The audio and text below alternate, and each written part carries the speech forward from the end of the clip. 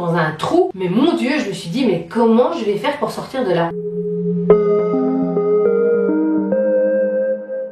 Salut les gars, j'espère que vous allez bien. Dans cette vidéo, j'avais envie de faire le bilan de l'année 2019 qu'on a passé ensemble. Et je me suis dit, je ne peux pas ne pas faire une vidéo sur mon année 2019 parce qu'il s'est passé tellement de choses. On va retourner dans fin 2019 où j'ai eu l'annonce qui a chamboulé ma vie. Donc oui, j'ai un cancer du sein que je vais devoir soigner avec cette chimio de merde. Mais j'ai pas le choix parce que j'ai un cancer très agressif. Et oui, on m'a annoncé que j'avais le cancer du sein et que j'allais passer une année de merde. Effectivement, c'était très choquant pour tout le monde, que ce soit pour vous mes abonnés, pour ma famille, pour mes amis, tout le monde était choqué, moi-même également, et ça allait être une année de dingue qui s'annonçait, une année dans l'inconnu, dans la peur, dans la crainte. Malgré tout, cette année s'est avérée quand même positive pour moi, même si elle a été très très dure. Je vous transmets toujours ma joie de vivre, ma bonne humeur, etc.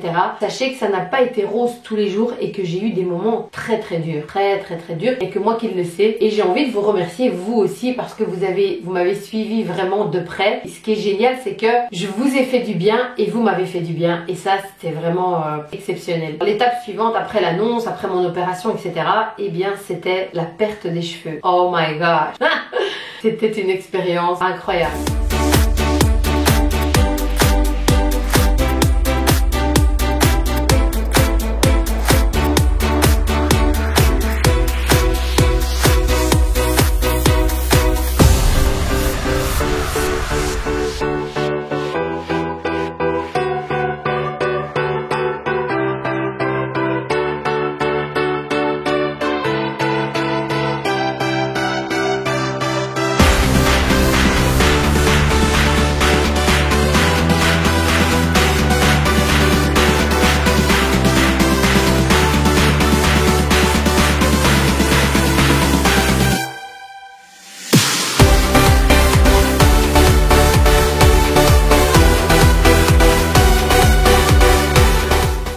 N'a pas la chance ou la malchance de pouvoir vivre cet instant, mais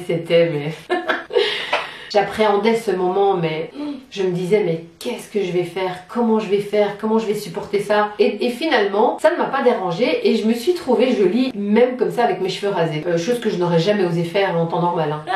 J'enlève ou pas? Ah, ouais, moi je trouve que ça va, hein. Franchement j'ai un beau crâne. C'est pas mal, hein. Ah ouais. Je fais ma demi-mour. Je pense pas qu'il y ait beaucoup de gens, à part Gaëlle Garcia Diaz qui est une perpète, je pense pas qu'il y ait beaucoup de gens qui auront le courage de se raser la tête comme ça pour le fun. Après m'être rasé les cheveux, j'ai commencé les traitements et là, ça a commencé à être un petit peu difficile. Oui, parce que les 4 premières chimios, donc pendant 2 mois, c'était très hard. C'était waouh. Mais malgré ça, j'ai pas lâché l'affaire. J'ai continué mon sport. Non mais les gars, sérieux, là, je sais pas ce qui m'a pris, mais je fais du vélo. Comme ça, je sais pas, je suis trop motivée. J'ai continué à rester positif, mais jusqu'au bout du bout, quoi. Vraiment, la meuf, elle veut pas lâcher. Non, je m'en fous, rien à qui. On s'en fiche du cancer. Et j'ai continué ma vie, mais j'ai essayé un maximum de continuer ma vie tout à fait normalement. Par contre, évidemment, après chaque chimio, j'étais mais KO de chez KO, hein. Et j'ai continué à vous faire des vidéos sur plein de sujets avec ma perruque, parfois avec un foulard, ou parfois sans cheveux. Je m'en battais les reins en fait. J'assumais, je savais que c'était pour une période, c'est pas quelque chose d'habituel, et je me suis dit, je vais essayer de profiter de cette situation et de la vivre pleinement, avec ses hauts et ses bas, avec les choses positives, les choses négatives, etc. Et donc j'ai continué à vous faire des vidéos même dans cet état là. Donc ce qui se passait, c'est que je recevais ma chimio pendant 4-5 jours, j'étais au bout de ma vie, et dès que ça allait mieux, j'en profitais pour vite vous filmer une ou deux vidéos pour essayer un maximum d'être régulière sur ma chaîne YouTube. Et suite à ça, d'un seul coup, j'ai commencé à être bombardée de messages des gens qui sont dans le même cas que moi et qui me disent, je m'accroche à tes vidéos me redonnent le moral, et ça m'a boosté. Je me dis, mais non, mais moi je lâche pas ce truc, quoi. Je lâche pas, je continue encore plus. Et là du coup j'ai commencé à discuter avec vous, enfin, vous me regardez certainement, j'ai commencé à discuter avec vous sur les réseaux sociaux, sur Instagram, à vous répondre. J'ai répondu à tout le monde. Je veux dire, il n'y en a pas un qui pourrait me dire, moi elle m'a même pas répondu. Non, vraiment, j'ai pris le temps et ça me faisait un bien fou également. Ça fait du bien de faire du bien. Voilà. Après avoir terminé ces 4 chimios très forts, donc pendant 2 mois, j'avais une autre série de chimios, donc 12, un peu plus légère on va dire, qui donne des autres effets secondaires, etc. Et après en avoir fait une, j'ai dit plus que 11. J'ai commencé à décompter et je me suis dit ça va passer mais comme ça. Et c'est ce qui s'est passé, ça a passé très vite. J'ai toujours continué à vous faire des vidéos. À un moment donné, mes cheveux ont recommencé à pousser et ça, c'était mais... J'ai les cheveux qui poussent, bordel. Vous avez vu ça? Comment j'étais heureuse quand j'ai vu mes cheveux repousser, c'était mais... Oh, je peux pas vous expliquer. À la fin de ma chimio, je suis tombée sur l'annonce de Gaëlle Garcia Diaz où elle demandait dans sa vidéo de lui envoyer un mail en exprimant notre plus grand rêve et elle allait sélectionner certaines personnes. Et là je me suis dit, je vais pas lui envoyer un mail, voilà, je veux dire ça peut se perdre, ça peut se rater, je veux dire elle va en recevoir blindé des mails. Du coup je me suis dit je vais lui faire une vidéo parce que mon rêve, c'était pas vraiment un rêve que je voulais qu'elle réalise, mais je voulais juste lui demander dans ma vidéo, juste qu'elle regarde quelques-unes de mes vidéos et lui demander qu'est-ce que je pourrais améliorer pour réussir là-dedans et pour pouvoir vraiment vivre de ça après tous mes traitements. Je lui ai fait une vidéo avec beaucoup d'humour. Voilà, je suis en plein dedans, je suis en plein dans ma chimio. Ouais, je sais, ça ne se voit pas, mais hop, c'est pas des blagues. Et j'ai été sélectionnée et elle m'a pris dans une de ses vidéos. Et ça, rencontrer cette meuf, ça a été vraiment un pur bonheur. J'étais hyper heureuse d'avoir fait sa rencontre. Et en plus, c'était vraiment le lendemain de ma dernière chimio. Et j'étais, mais d'ailleurs ça se voit, j'étais hyper gonflée. J'ai une drôle de tête en fait dans cette vidéo. Et suite à toutes ces injections de cortisone, ben on est un peu déglingué. Mais voilà. J'étais très heureuse, c'était adorable de sa part, j'étais vraiment très heureuse. Après ça, j'ai commencé ma chimiothérapie. Putain de sa mère, l'horreur. J'ai détesté faire. C'était une expérience horrible qui m'a marquée et qui n'est même pas encore tout à fait partie. C'est incroyable hein, parce que j'ai eu 6 mois de chimio et ça...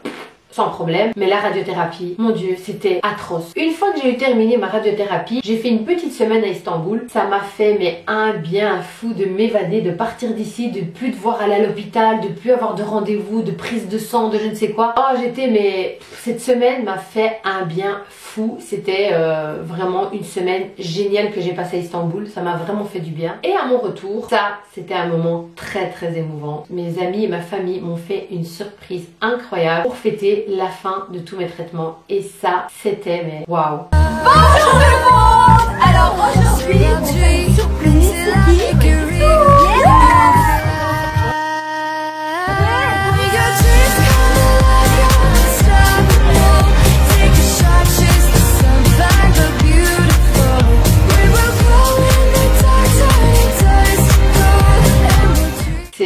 C'était très émouvant, mais j'étais tellement heureuse d'avoir tout terminé. Je suis fière de moi. Oui, je le dis clairement, les gens sont fiers de moi, mais moi aussi je suis fière de moi. Je suis fière d'avoir géré ça jusqu'au bout, mais vraiment comme une chef quoi. Big up à moi-même. Ouais, franchement, big up à moi. Je suis fière de moi. Vraiment, j'ai envie...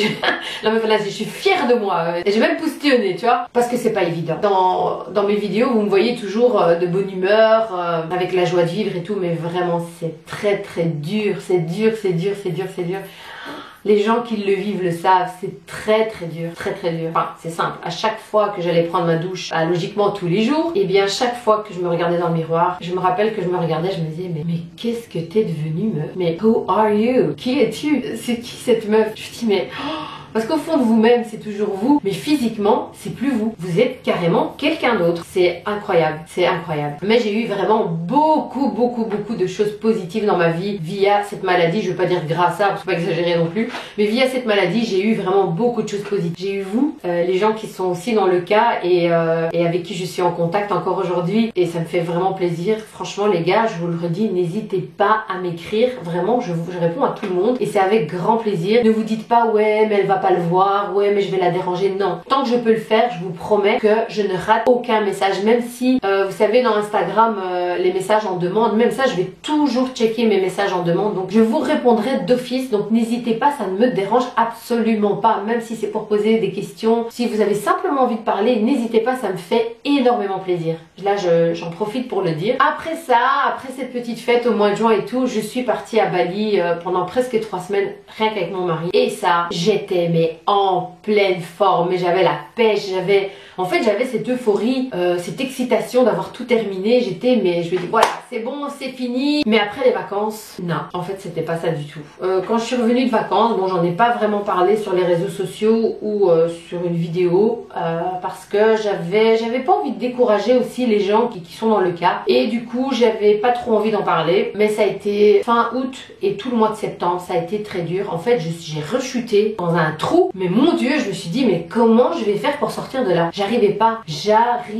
Et franchement aujourd'hui je suis convaincue que ce qui m'a vraiment le plus anéanti psychologiquement, c'est la radiothérapie. Vraiment, j'en suis convaincue. Je vais me dire, c'est quand même dingue, mais oui, pour moi, c'était ça. Alors, donc, ce qui se passe, c'est que au mois d'octobre, j'ai commencé à tout doucement me dire, allez, ça va aller, je vais me reprendre. J'étais partie au Portugal avec mon mari pour un long week-end, fin octobre, et là, franchement, ça m'a fait un déclic. J'ai dit à mon mari, j'ai dit, là, c'est bon, ça va aller, je vais me reprendre. Et j'étais, mais motivée, je peux pas vous expliquer. Je me suis dit là c'est bon, je sors de ce trou. J'arrive, donc on prend l'avion, j'arrive à peine en Belgique, on marche de l'aéroport vers la voiture, je ressens un coup de fil de mon petit frère qui me dit que ma mère a un cancer de la gorge. Ouais les gars, ouais, je me dis mais putain quoi, je viens à peine d'en sortir, que rebelote, je viens à peine de sortir, je viens à peine de me motiver, que de nouveau je vais être en plein dedans. Cette fois-ci pas pour moi, mais vous savez que ce soit votre mère, votre soeur, votre meilleure amie ou vous, franchement c'est pareil, hein. Vous êtes dedans. Et je me suis dit bon, c'est reparti pour un tour. Et donc voilà, j'ai pendant tout le mois de novembre et une partie du mois de décembre, j'étais non-stop avec ma mère à faire des examens, les hôpitaux, et c'est reparti, rebelote. Mais je vais vous faire une vidéo à ce sujet parce que j'ai beaucoup de choses à vous raconter par rapport à ça, des choses encore incroyables. Mais bon, ça je vous en parle pas aujourd'hui, je vais vous en parler dans une autre vidéo. Donc avant de partir en Thaïlande, j'étais de nouveau dans un mood, mais je me suis dit mais c'est pas possible, laissez-moi sortir de ce truc, je veux sortir